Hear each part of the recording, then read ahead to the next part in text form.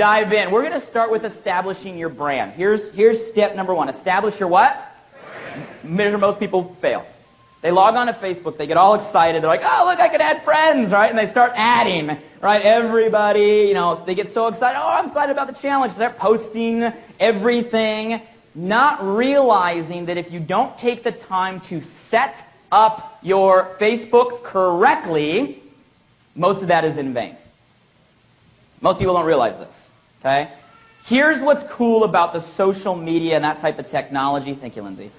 It's allowing all of us to create a brand. All of us to create a what? Brand. Now, I know that's a funny thing to say. Some of you guys maybe resist that. Old school thinking, when I say brand, right?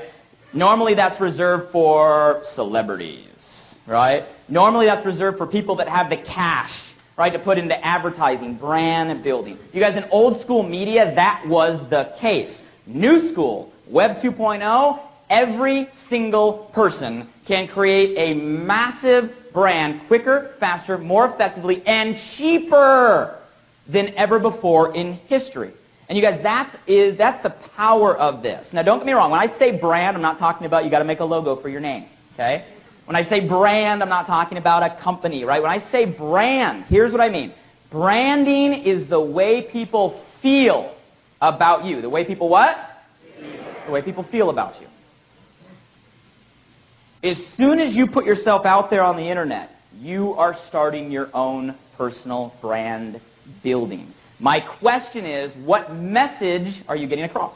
Okay? The minute you create your profile, you are letting people know what your brand is. When someone goes to your Facebook profile, how are they going to feel? What's the instant thing that what are they going to think immediately? Everybody judges a book by its, they do, no matter what you say, right?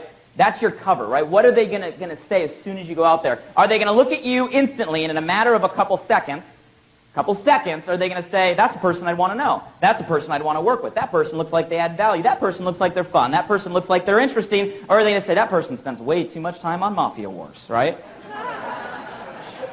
You guys know what I'm talking about? I mean, you get that in seconds. I mean, you hit someone's profile page. You guys, we are trained as people to take in a lot amount of data, make quick decisions and judgments like that. We do it every single day, don't we?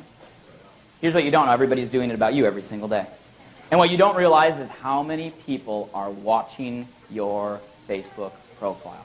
You guys, you don't know. You'll hear stories. So when we talk about brand building, what I'm really referencing on Facebook is I'm talking about your profile. Your what?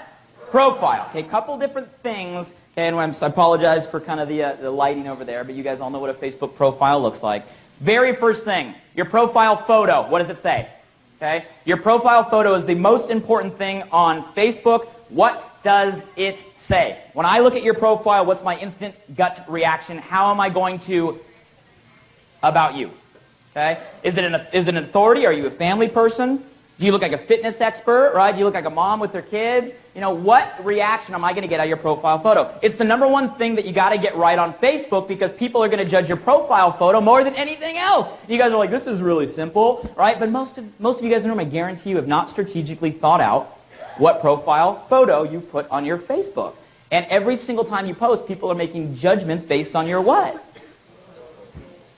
Simple things, okay? After the photo, the second most important thing is what's called your wall. What's called your what? Wall, okay? Your wall is your profile page. Every time you post something to Facebook, it is going to show up on your what? Wall. Because I equate your wall to your porch of your house.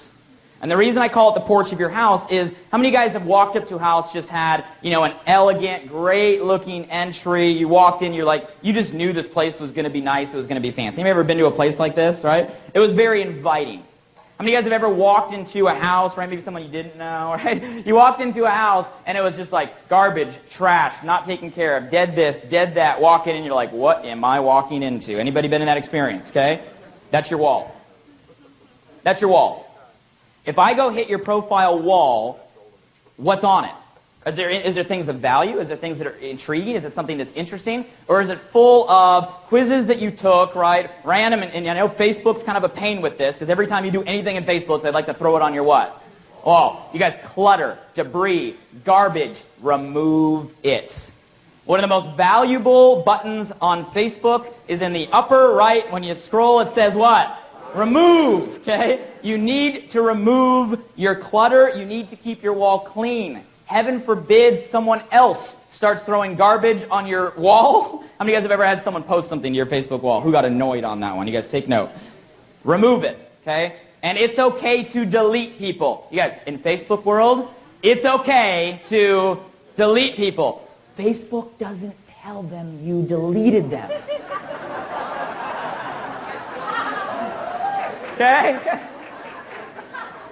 I don't know, right? It's okay. If you have people, posting stuff, random comments, things out there you don't want, it's not worth letting them affect your brand. Okay? So you want to keep your wall very, very clean. Another thing on your profile, you'll notice in some Facebook profiles there's side boxes. Okay? There's little sidewall boxes. Down here you see on mine I got a YouTube badge, I got my blog feed, I got help raise meals for kids. I'm not going to get into a lot of detail in here, but there's a million things you can post on your Facebook sidewall. Easiest thing is to start taking note of what other people are posting and find stuff that works for you, find stuff that you like. It's a way to personalize your wall. It actually adds a little bit of authority. How many of you guys right now have never posted anything unique on your sidebar Facebook wall? Okay? It's the majority of people on Facebook. So the ones that have it, guess what? People sit there and go, how'd they get that there, right? It automatically puts you above the majority of people on Facebook when it comes to Facebook credibility. So I'd recommend, putting some things on your Facebook sidewall, and again, just keep note. Most of them you can click on and figure out how they put it there. If someone is interested in your porch, okay, some of you guys are taking pictures of me and sending me Facebook messages right now. Okay. I saw that pop up. You guys are all going to do it like right now. The whole train. Okay. If they're interested in your porch, they're going to click on your info tab. You guys know what I mean by info tab? Okay. Here's my question. When they click on your info tab, what does it say? If I read that, how am I going to? About you.